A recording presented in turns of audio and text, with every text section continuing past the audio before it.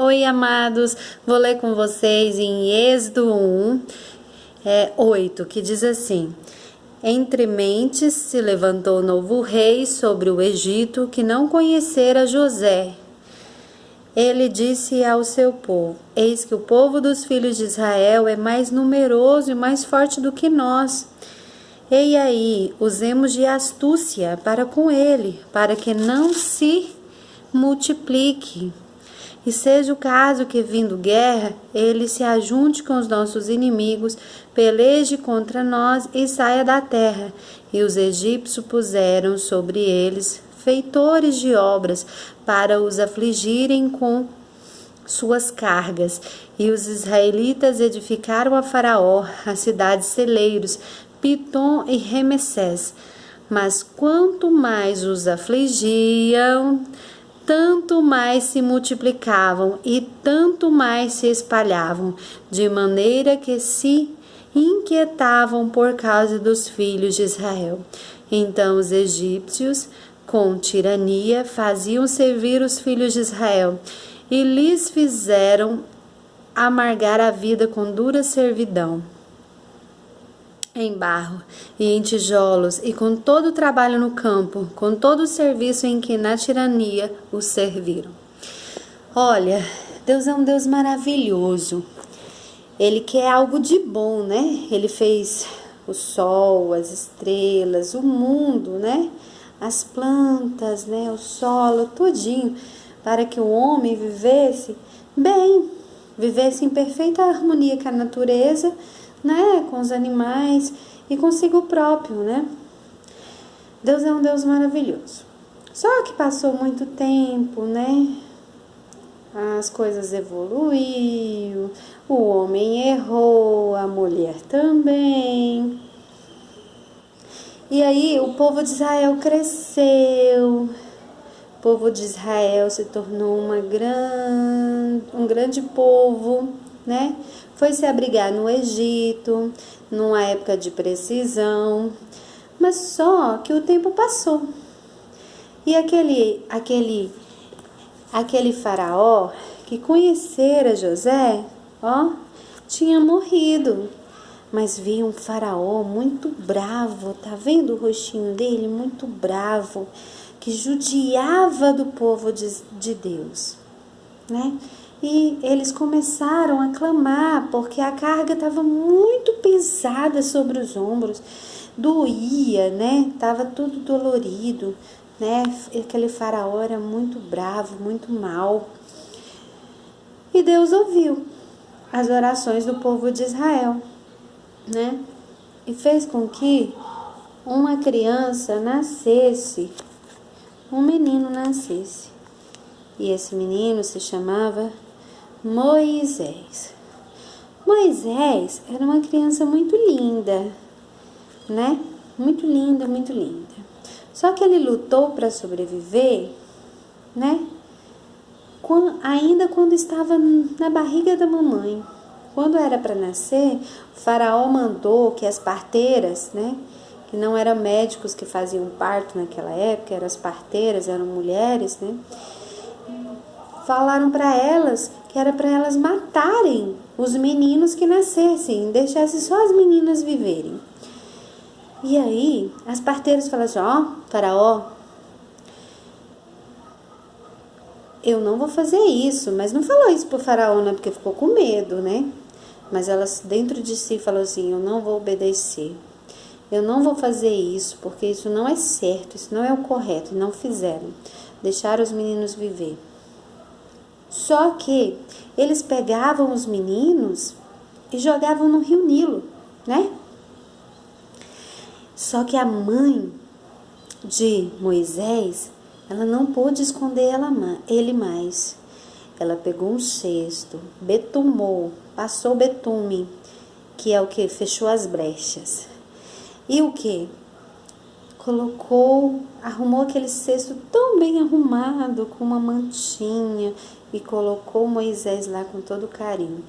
E mandou que Miriam, sua filha, olhasse o que ia acontecer, porque ela não teve coragem de olhar.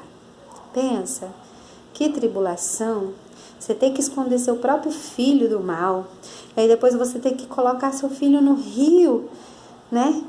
E, nossa, aquela dificuldade toda. E, nossa, é tribulação demais para uma mãe. Só que Deus tinha planejado um destino diferente para Moisés. Quando a princesa estava banhando no rio, viu aquele cesto, mandou pegar. Suas servas foram lá, pegaram o cesto e tinha uma linda criança. E ela se comoveu, apaixonou por Moisés. E Miriam chegou toda linda, falou assim: olha, você quer que eu fale para alguém cuidar dessa criança para você? Aí ela disse: pode. E ela foi lá e chamou a mamãe de Moisés para cuidar dele. Deus assim cuidou de Moisés, cuidou da mamãe dele, cuidou da família dele, mas também cuidou do povo de Israel, porque ele tinha, né, uma missão muito importante nos seus ombros, que era ser o libertador do povo de Israel, do Egito, que era libertar o povo de Deus das mãos de Faraó. E assim ele foi ensinado, né, pela sua mãe. E quando ele foi desmamado, ele voltou para a casa, né, de Faraó, que era onde a princesa, né, egípcia morava.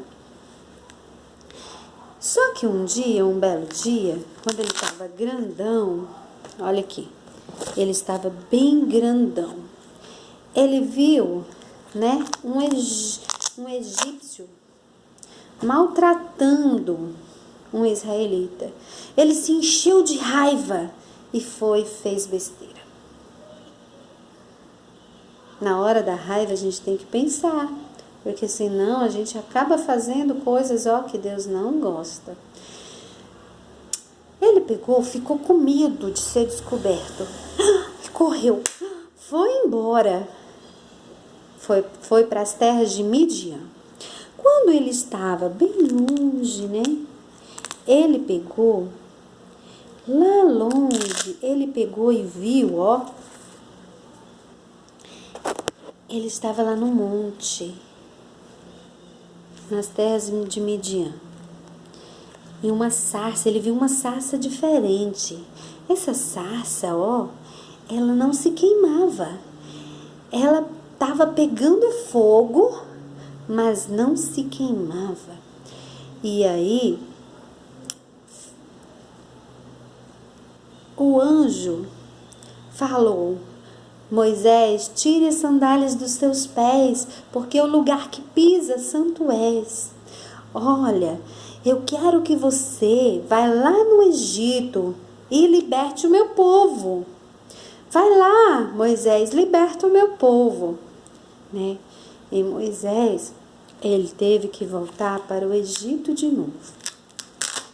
Ele voltou para o Egito, né? E Deus mandou, né, que Moisés falasse com o faraó. Faraó, deixe sair meu povo para prestar-me culto. Assim diz o Senhor. E aí, Faraó se endureceu e não deixou o povo de Israel ir, né? Mas só que Deus enviou 9 pragas. 9 pragas, né? De rã, transformou água em sangue, de gafanhoto, de peste, de fome. Então, Deus mandou 9 pragas. A 9ª praga foi da escuridão. Tudo ficou escuro. E aí, né? Mas mesmo assim o faraó, ele deixou o povo ir, mas se arrependeu e falou: não, vocês não vão não. Pegou e Deus mandou Moisés pegar um cordeiro,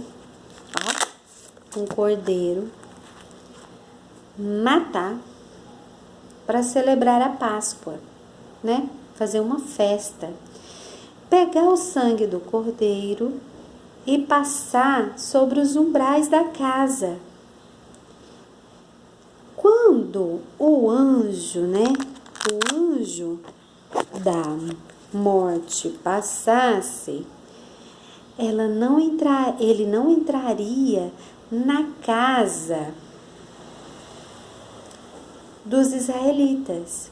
Quando ele visse o sangue, que simboliza, né, a presença de Deus naquela casa, o anjo não entraria. E assim foi o que aconteceu, a 10ª praga, foi a morte dos primogênitos dos egípcios.